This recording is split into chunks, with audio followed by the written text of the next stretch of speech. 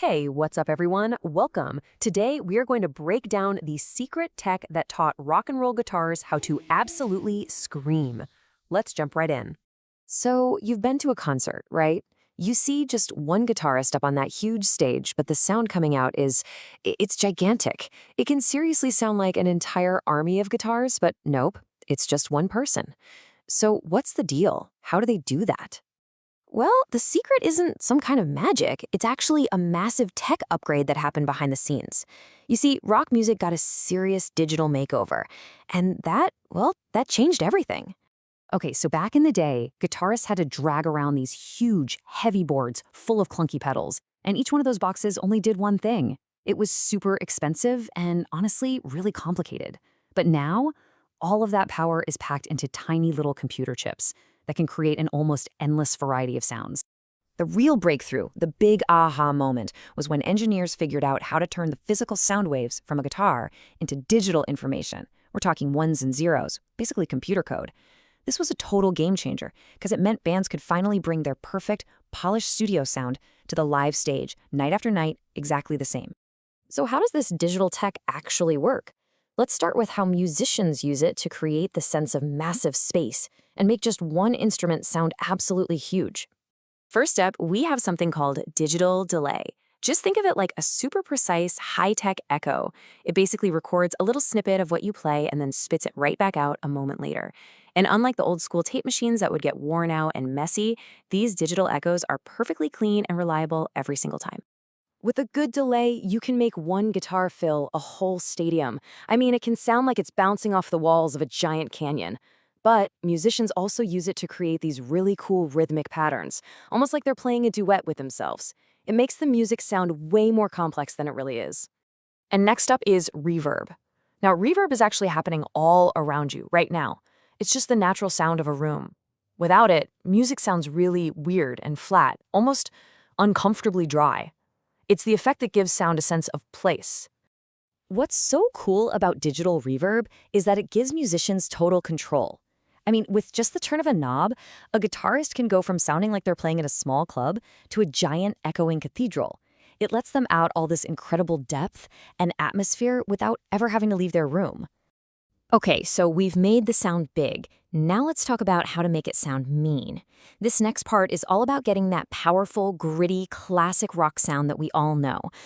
The sound you're probably thinking of is called distortion.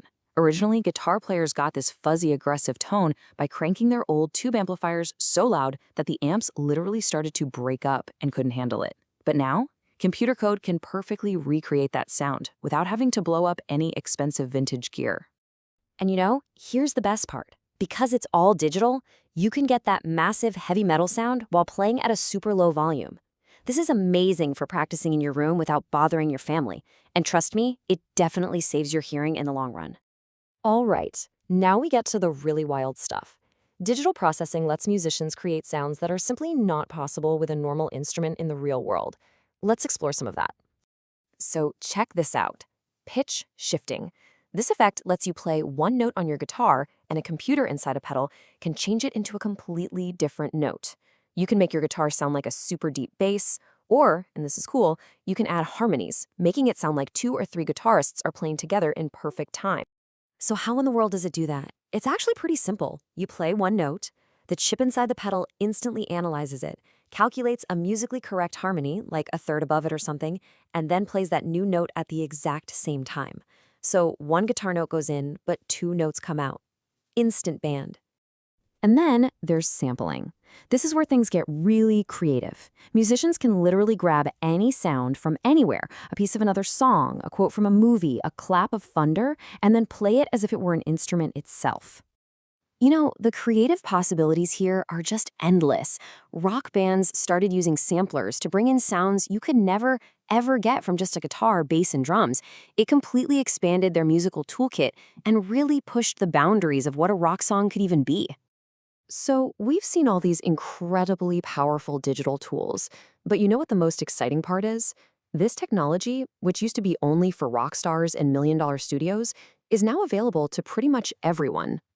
And I'm being completely serious. Everything we've talked about, All the amps, the echoes, the reverbs, and all those wild sound effects that used to fill an entire room can now fit inside your backpack. And this power usually comes in two main forms. You can get software plugins, which are basically apps for your computer that act like virtual effects. Or you can get a multi-effects pedal, which is this one single box you put on the floor that has hundreds of different sounds built right into it. The number of sounds that are available now is just staggering. We are talking thousands of professional-grade tones right there at your fingertips. This has totally changed how music is made. You don't need a big record deal anymore. You just need a laptop or a pedal. And you know what? It's only getting crazier from here. The future is going to bring AI tools that can help you create new sounds, virtual reality concerts you can experience from home, and things we probably can't even imagine yet. But the most powerful tool will always, always be your own creativity. So the main takeaway here is simple. The technology that shaped modern rock for decades is now more accessible than it has ever been before. All these tools are right there, in your hands. So the only question left is, what sound will you create?